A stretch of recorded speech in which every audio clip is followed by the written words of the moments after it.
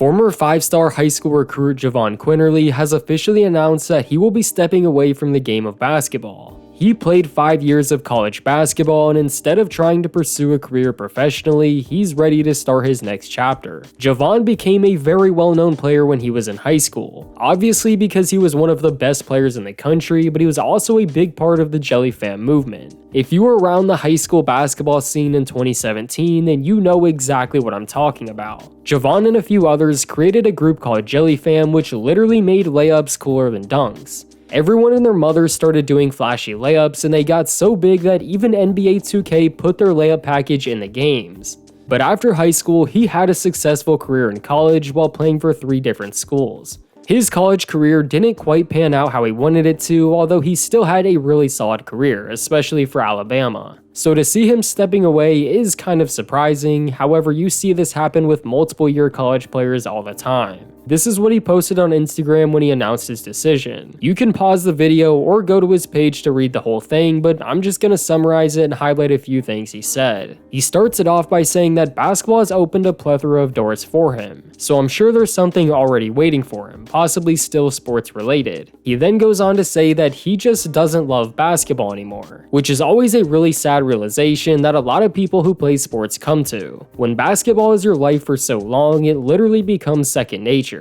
Whether things are going good or bad, you just keep going because that's what you do. But once you take a step back and realize that you no longer have the same feeling you had when you originally fell in love with the sport, it's a big wake-up call. And that's clearly where Jahvon is at currently. He then says that to the majority, he will be remembered as a failure. He doesn't say that he feels that way about himself, but still, he definitely shouldn't feel like that's what people think about him. His high school career and the creation of Jellyfam already puts him in the Hall of Fame for me, let alone his great college career, especially at Alabama, which I'll get more into here soon. There are so many 5-star players in every single class that never become big names in the NBA. So many more 5-star players don't pan out than actually do, so he's not the first and he won't be the last. He mentions that he was able to make 7 figures because of NIL deals, which doesn't surprise me at all. Now just imagine if NIL was around for his first couple years of college, he actually would have been one of the highest paid players. But he ends it off by saying that he's sorry to the people that he let down, and that he's taking a different route that should provide him happiness and the ability to love himself again, which by far is the most important part. He says that he wants to be able to identify himself as someone other than a basketball player for the first time, which again is something a lot of athletes go through. You even see this with Hall of Fame level players once they retire. I'm just glad that it sounds like he's at peace with his decision. But let's take a quick look at his basketball career as a whole. He's done a lot more than you even probably think. I already talked a bit about his high school days, however, he was much more than just one of the faces of Jellyfam. He was ranked as the 26th best player in the class of 2018, which was the class that had Zion, RJ Barrett, and Cam Reddish. It was a pretty stacked high school class all around. Jahvon was a 6'1" guard that was extremely shifty and had a good all-around game. He won New Jersey's Gatorade Player of the Year award in back-to-back seasons and of course was a McDonald's All-American. He was originally committed to Arizona but then decommitted and chose to go to Villanova, which is one of the best basketball programs, especially at the time. They were coming off their second national championship win in the past 3 years. They had a team of Dante DiVincenzo, Mikal Bridges, Jalen Brunson, well, the Knicks. All 3 of them would end up leaving for the draft, but even then he only played 9 minutes a game off the bench. Villanova is a school that's known for developing talent, and that means most players that go there play for multiple years. However, Jahvon definitely wanted to go in and get out as fast as possible, like any other star high school player would. Remember, there was no money in college basketball at the time. This is why everyone was so eager to be one and done. So because of that, he transferred to Alabama, which is yet another great basketball school. But at the time, if you decided to transfer, then you had to sit out an entire year. This was also before the NCAA allowed players to play for basically 5 different schools in 5 years with no penalty. He definitely did get that bigger role at Alabama though. He was still coming off the bench for most of the season, but he was able to average 13 points and 3 assists while shooting 48% from the field and 43% from 3.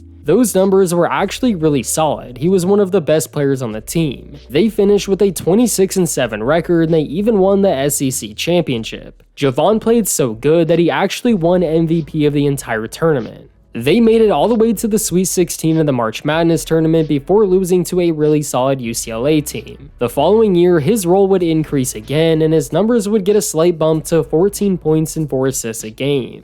This season would be even better for him than his last, but the team took a big hit after losing guys like John Petty and Herb Jones. They finished with a record a little over 500. Still though, Jahvon was having some of the best games of his career. His numbers weren't anything crazy, but he just looked better than he ever had, especially because of the role he was in. Jahvon wasn't shooting as well as the previous season, however, he was still a major piece of the Alabama roster. But then in the first round of the March Madness tournament, just 3 minutes into the game against Notre Dame, Jahvon tore his ACL. Instead of being able to enter the draft after the season, he was now having to come back from a significant knee injury. He would be able to make his way back in the next season, but his role was a lot smaller and his numbers would go down because of that. He still looked really solid when he was on the floor, he just wasn't quite needed like he once was. Jahvon still won the SEC 6th Man of the Year award, the same award that the 8th overall pick Rob Dillingham just won last season. The team was also really good. They won 31-6, being led by the now NBA player Brandon Miller. They won the SEC championship again, but lost a close game to San Diego State in the Sweet 16.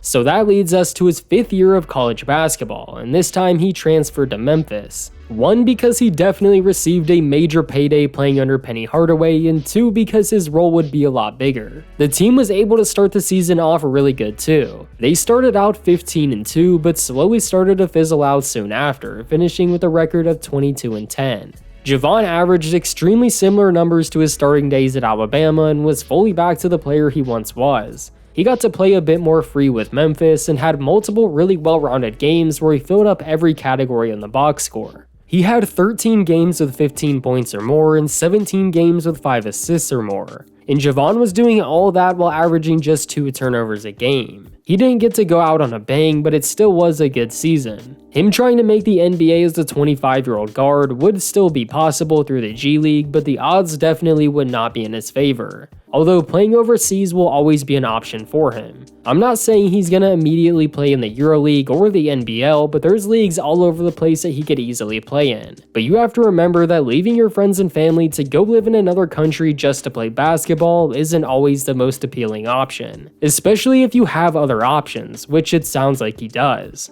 And if he wants to keep playing basketball, there's always leagues like the Drew League or several other pro-ams that go on all the time. Even to this day, he's a big enough name to walk in and play wherever he wants. Hopefully though, he's able to find happiness again without it. From the impact he's made in the sport to the life lessons that he's learned while playing it, his journey was definitely not for nothing. But let me know your thoughts on Jahvon's retirement in the comments, and please leave a like on the video to support the channel. Also subscribe if you're new for more basketball videos just like this one.